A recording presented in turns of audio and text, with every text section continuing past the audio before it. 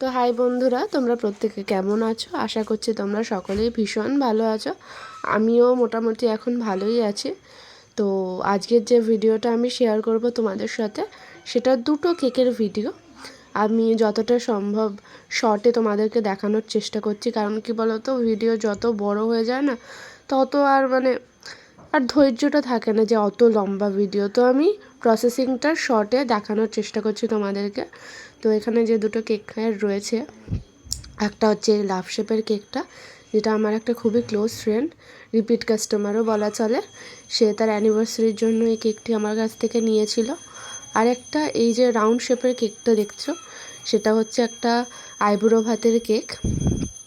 তো এই দুটো কেকই আমি তোমাদের সাথে লেয়ারিং ক্রাম কোটিংটা আগে করে দেখিয়ে দিচ্ছি।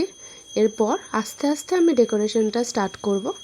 তো আর কিছুই না, এই যে আইবুড়ো ভাতের কেকের ডিজাইনটা ছিল, ওটা ওপরে ফন্ডেনের কাজ ছিল কিছু, থিম কেক যেহেতু। তো ওটা আমি তোমাকে ফন্ডেনগুলো ওপরে জাস্ট বসিয়ে নেব। আর অন্য কোনো একটা ভিডিওতে আমি তোমাদেরকে দেখাবো যে আমি এই ফন্ডেনের মডেলগুলো কি করে বানাই, কারণ একটা ভিডিওতে সব দেখানো সম্ভব না, ভিডিওটা অনেকটা বড় হয়ে যাবে। এখানে জাস্ট আমি ফন্ডেনগুলো রেডি করে রেখেছিলাম, ওপরে বসিয়ে নেব। আসলে এই সব কটা কেকই তোমাদের সঙ্গে অনেক আগেই আমি ছবির মাধ্যমে শেয়ার করে দিয়েছি, কেকের ডিজাইনগুলো। কিন্তু কেকের অর্ডারগুলো পরপর থাকার কারণে ভিডিওগুলো এডিট করতে একটু টাইম লেগে যায়, ওই জন্য তোমাদের সঙ্গে শেয়ার করতেও একটু সময় লেগে যায়। তো এখানে আমি যে রাউন্ড কেকটার পরে অ্যানিভার্সারির যে মানে লাভ শেপের যে কেকটা ছিল, সেটার ডিজাইনটা তোমাদেরকে দেখাচ্ছি। এখানে আমি পুরো ক্রিমটা ভালো করে ওপর দিয়ে স্প্রেড করে নেওয়ার পর ইভেনলি আবার আমি চলে এলাম সেই আইবুড়ো ভাতের কেকটাতে। ওপর দিয়ে আমি এই ফন্ডেনের কাজটা এবার বসিয়ে নেব, তাহলে এই ডিজাইনটা পুরোটা কমপ্লিট হয়ে যাবে।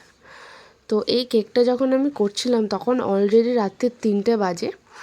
তো আসলে পরের দিনকে খুব তাড়াহুড়োর মধ্যে এই কেকটার অর্ডারটা দেওয়ার ছিল। তো আমি সারাদিনে একদম টাইম পাইনি, এই রাতের বেলার টাইমটাতেই আমি পুরোটা কমপ্লিট করি। নেক্সট দিনই আমাকে আবার আমার ছেলেকে নিয়ে একটু হসপিটালে যাওয়ার ছিল। তোমাদেরকে আগেই ইনফর্ম করেছিলাম যে আমার ছেলের শরীর ভীষণই অসুস্থ। তো সেই জন্য ওকে মাঝে মাঝেই হসপিটালে নিয়ে যেতে হয় ডক্টর চেক আপের জন্য।